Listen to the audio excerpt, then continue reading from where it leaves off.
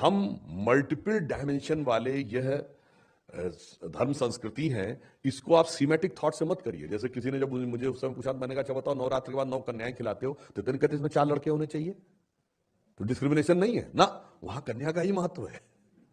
तो इसलिए इस बात को समझना चाहिए कि कौन सी चीज किस प्रकार से, हमें अपने बच्चों को भी इस बात को समझाने का प्रयास करना चाहिए कि स्ट्रक्चर्ड सेटअप से जो चीजें आपके दिमाग में परवर्ट करके रखी जा रही हैं, उसको आप किस ढंग से काउंटर करके सही ढंग से बताते हो। उसमें एक सवाल पूछा गया कि if it was so, then how come Krishna was having 10,000 wives.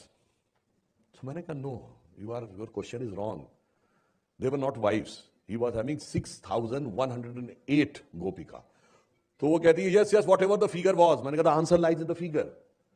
16,108 वेदों में ऋचाओं की संख्या है और कृष्ण परब्रह्म के प्रतीक है।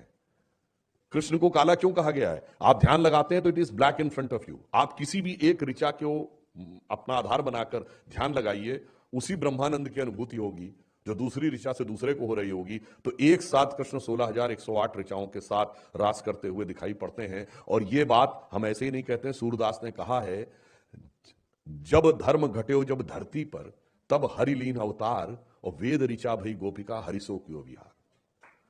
अब मैंने एग्जाम्पल इसलिए दिया कि अगर हमें ही नहीं क्लियर होगा, हम अपने बच्चे को क्या बताएंगे।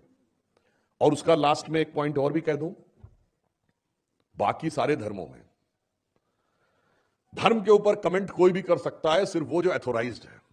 मगर हमारे यहां वहां मुल्ला मौलवी मुफ्ती मुकर्रम हाफिज बारी ही करेगा, आर्क बिशप कार्डिनल और फादर ही करेगा। हमारे यहां कोई भी करेगा, कुछ भी करेगा, बगैर पढ़े लिखे करेगा।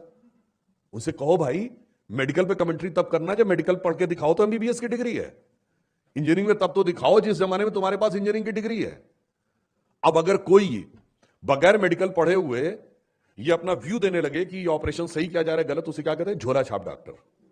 तो ये जो झोला छाप एंटी हिंदू लोग आके खड़े हो गए हैं, जो कोई एक चीज निकाल लेते हैं और उसके बाद आपको क्रिटिसाइज करने लगते हैं। मैं लास्ट में अपनी एक डिबेट का उदाहरण देता हूं।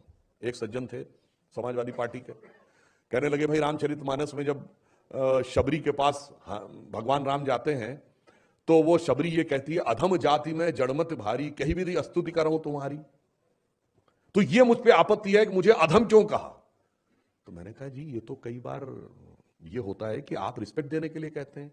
अब आपकी पार्टी के नेता आपसे, तो आप कहते हैं मैं आपका बच्चा हूं, इसका मतलब रियल में बाप थोड़ी कह रहे हैं उनको। ठीक, अब मैंने कहा चलो ठीक है, अब इसके आगे की लाइन बताओ। अब आगे की लाइन पता ही नहीं। मैंने कहा ठीक, इसके आगे की लाइन है, ये तो वाक्य शबरी ने बोला है, अधम